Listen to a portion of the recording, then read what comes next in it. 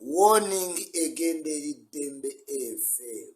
Kasuku Jenkins Mwami Sendi simanyi Bina Baby Jacob Omutuuze simanyi kinekitwalo ekikiga kyekyani ekyayipisa ennene Linda Day mugambe bakama bammwe guno gubabeerera omulundi ogusembayo Amoti Mukunja we munaddamu okupositinga ku sipiika ebintu ebyekisiru Dembe FM serious warning.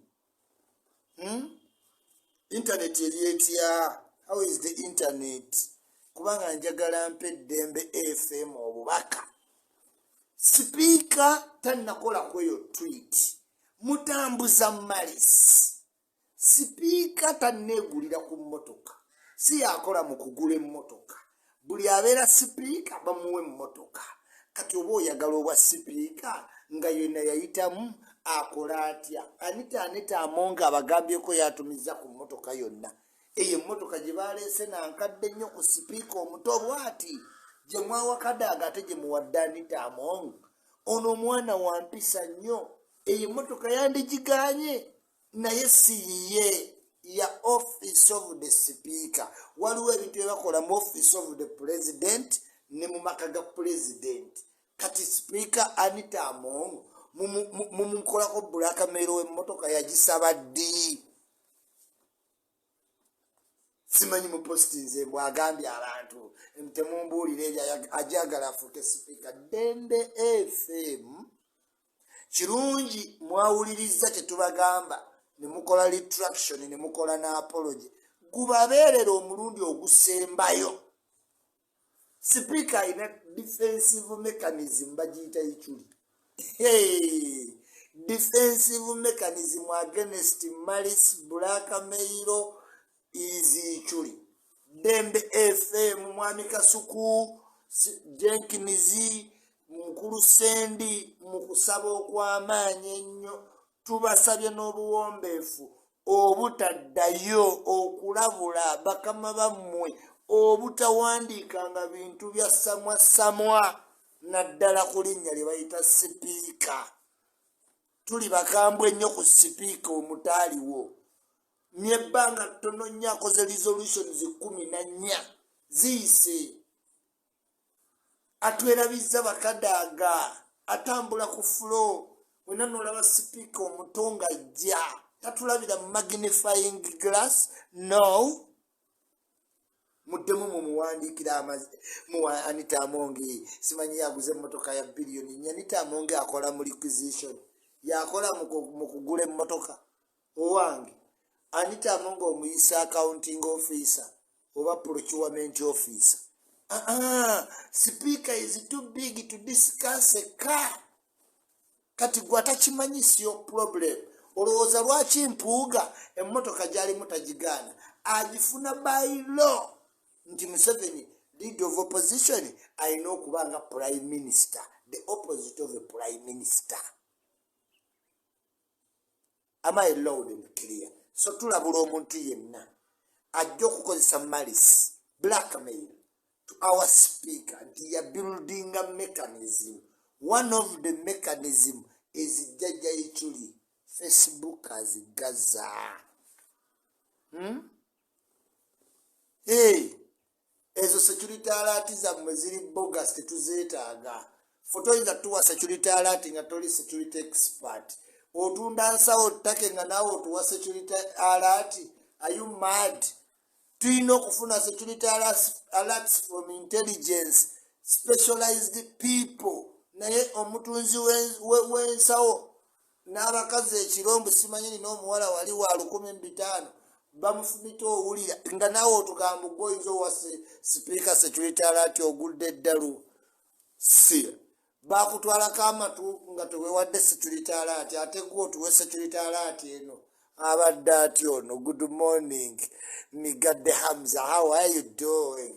Osinziddewa Shenama Mazoe ugamba otya.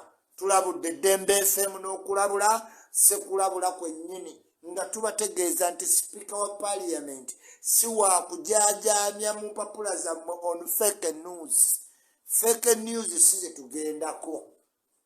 Naye mba we musazeewo mujja laba repercussions. Twagala okutwalira warning eno ddala serious. Tudde tubawandiikidde ne muddayo ne mujjayo post eyo ne mwetonda. Next time siwe kijja okuba. Heads will roll. Toddeeyo ng'okola mu ka TV konna konna ne weerijja ku sipiika n'olowooza oli safe. Saagala tukutuukeko okolime naye bw'otulaga nti you are becoming a thorn in the feet, eriggwa mu kigere. Tulina okugjawo eriggwa, ffe tulijjawo regardless wa gy'okola, eriggwa tulijjawo. Bantu bangi abazze batwerijjako nga bakola mu TV. TV tugijjawo nebanga etabangawo. WBS eriwa? Where is it? Kubagamba kukola mirimu gyaffe ne bagaana, twagijjawo n'olusozi ne tulutwala ne tuteekako endala. Tuwoninga TV yonna. Mu mawanga amalala tekikkirizibwa mmala gaveeri n'owandiika bigambo byanjwanjwa ku speaker wa parliament w'eggwanga. Let this be the last warning to you media houses, corrupt media personalities, malice, blackmail. Ojja kukola blackmail ogikolere mu kitongole. Tujja kujjamu. Ogenda va kwogwo omulimu babosi bajja okuwa ebbaluwa egi. Wallahi ojja kutya tojja kudda. Weerijje. Ebintu ebimu muyige we muyina okukoma. Muyiga woyina okukoma. Ffe tukuyita nako ng'olina obutaala n'ebitiibwa ne tugamba enkya bagenda kugoba. Ne bagoba. Ffe tugobesa ddala abantu mu ofiisi. Kukugamba bugambi n'olowooza nti ne weesuuba. Abakulu boogera naffe ne batubuuza empisa ziri za oyo mugobe. Tujja kugoba ku station yonna singa otulaga nti you are not a listening personality. We are not here to joke. To become a speaker is a hard rock. Tolowooza twakeera bukezi to be one. Woweeri jambo kuba okola mu Dembe FM. Mbugwe okola ku online otandika blackmailinga speaker wa parliament. Munnange, we have all the machinery to even a man to put you down. Twekezeemu olabe era tuba warningidde ddala aba Dembe FM. Muddemu muwandike ku sipiika ekintu kyonna ekiri false mukiteeke ku peegi yammwe mujja kukakasa. And that's clear. Awo njogedde nga taano wa sipiika nze Isma tomanyi kati ate ne mulwanirira anitaamonge nnwaniriranyi Namboozi munveeko. Namboozi tava ku bitanda buli ssaawa alwala tikati baamukuba mu togikwatako kati nazi atandise ozimba omumwa.